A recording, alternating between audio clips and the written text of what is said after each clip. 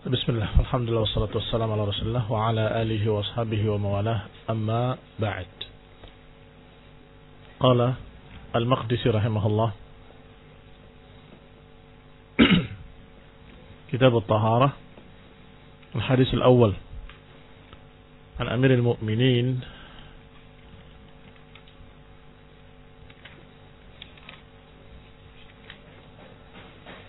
Abi Hafsin Umar bin Khattab radhiyallahu ta'ala anhu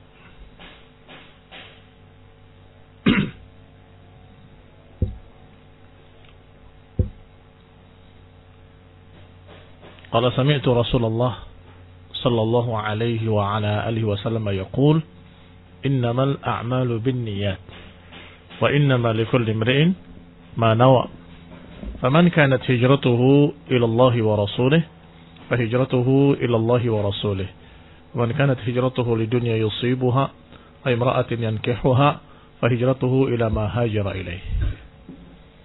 Karena awal pertama kita bahas kitab ini, kitab yang ringkas, tapi merupakan umdah sesuai dengan judulnya Umdatul Ahkam, pondasi dasar dari hukum-hukum syariat, yaitu hadis-hadis Rasulullah SAW yang muttafaq ala sihhatihi bain al-Bukhari wa Muslim. Yang muttafaq alaih bain al-Bukhari wa Muslim. Artinya disepakati oleh Bukhari dan Muslim, sehingga hadis yang ada dalam kitab ini semua sahih. Tidak perlu dilakukan kesahihannya. Hanya saja penulisnya atau yang mengumpulkannya yaitu Abdul Ghani Ibn Abdul Wahid Ibn Ali Ibn Surur Ibn Rafi' Ibn Hasan Ibn Ja'far Al-Jamma'ili Al-Maqdisi rahimahullah, yang dikenal dengan Abdul Ghani Al-Maqdisi. Beliau sengaja mengumpulkan hadis-hadis yang muttafaq alaih, dan ala minhajihi mengumpulkan dan tidak memasukkan dalam kitabnya ini kecuali yang diriwayatkan Bukhari dan Muslim. Hanya saja sebagai manusia ada saja yang keluar dari kaidahnya. Dia inginnya semua dalam kitab ini Bukhari dan Muslim, muttafaq alaih. Tapi ternyata ada yang infarada bihi Muslim, ada yang infarada bihi Al-Bukhari. Ada yang Bukhari menyendiri, ada pula yang Muslim menyendiri, tapi itu jarang. Ada beberapa saja. Umumnya muttafaq alaih, Bukhari dan Muslim. Sehingga dikatakan oleh beliau dengan Umdatul Ahkam, sebagai umdah, karena yang lainnya adalah penjelasan rincian.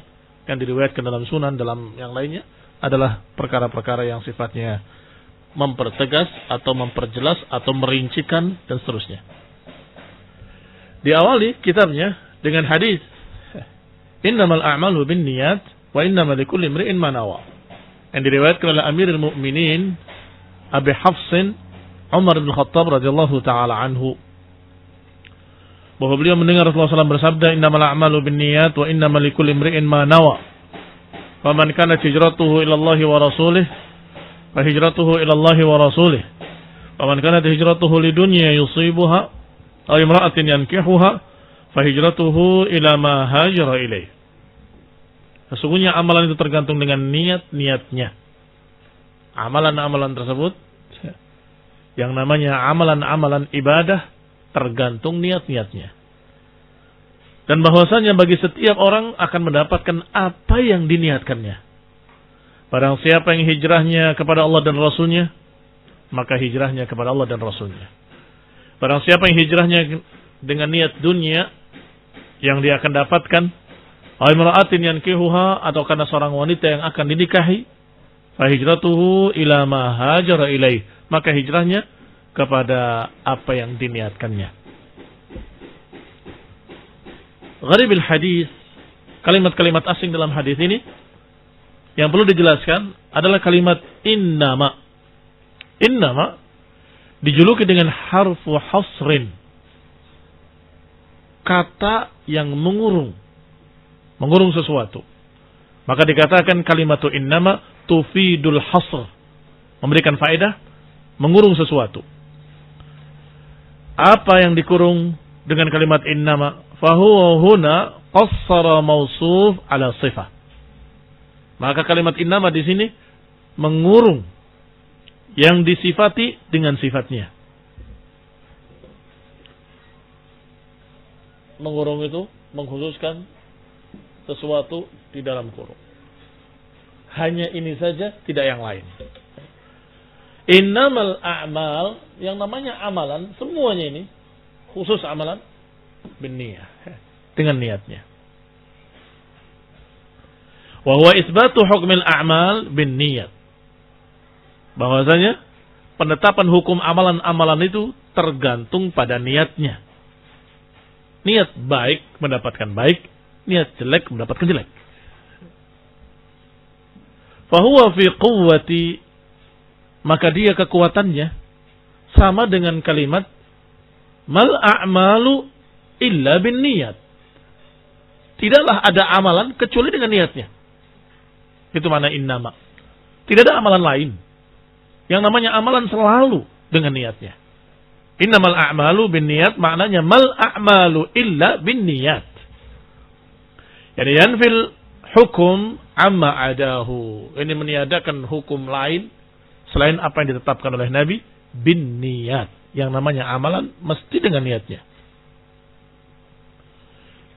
Yang kedua, an-niyah lughatan al-qasad. Kalimat kedua yang perlu diterangkan adalah kalimat an-niyah. Apa sih niat? Alhamdulillah bahasa Arabnya an-niyah, bahasa Indonesianya niat. Sehingga mudah dipaham. Kalau mau didefinisikan, niat maknanya adalah al-qasad, tujuan. Kamu berdiri, apa tujuannya?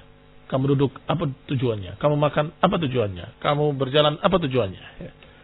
Kalau dia berjalan untuk talabul ilm, maka hukumnya mendapatkan pahala besar. Man salaka tariqan yaltamisu fihi ilman, sahhalallahu lahu tariqan ilal jannah. Siapa yang berjalan dalam satu jalan untuk mencari ilmu,